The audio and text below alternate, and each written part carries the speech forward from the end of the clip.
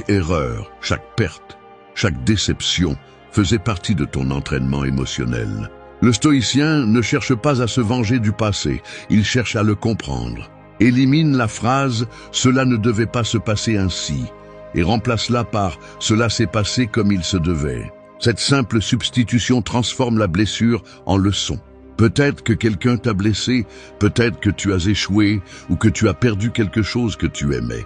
Il ne s'agit pas de justifier ce qui était injuste, mais d'assumer que le fait de le répéter encore et encore dans ton esprit te lie à la même douleur, encore et encore. Le passé n'a pas besoin de ton approbation, il a besoin de ta libération. Et cette libération commence lorsque tu acceptes que ce qui s'est passé n'a plus de pouvoir sur toi, à moins que tu ne le lui donnes. Imagine-toi au milieu d'une rivière, essayant d'arrêter le courant avec tes mains. C'est ce que tu fais lorsque tu refuses d'accepter. Tu t'épuises, tu te frustres, et tu finis par sentir que la vie t'emporte. Mais si tu lâches prise, si tu laisses l'eau couler, tu découvres que tu peux aussi te déplacer avec elle. Tu ne peux pas contrôler le courant, mais tu peux contrôler ta façon de le naviguer.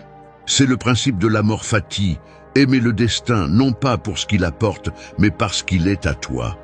Accepter ne supprime pas la douleur, elle la transforme. Il n'élimine pas le passé, il l'intègre. Il ne te retire pas de force, il te la rend. Le calme n'arrive pas quand tout va bien, mais quand tu comprends que tout n'a pas besoin d'aller bien pour être en paix. Si tu apprends à accepter ce qui a été, le passé cesse de te poursuivre et devient un maître silencieux qui te guide sans te dominer. Alors arrête de demander au temps de revenir en arrière. Tu n'as pas besoin d'une histoire différente, tu as besoin d'un regard différent. Chaque cicatrice que tu portes n'est pas une preuve de faiblesse, mais de résistance. Ne fuis pas le passé, embrasse-le fermement et dis-lui « Je te comprends. Merci pour ce que tu m'as appris. Maintenant, je continue. » C'est l'acceptation qui libère et transforme la douleur en sagesse.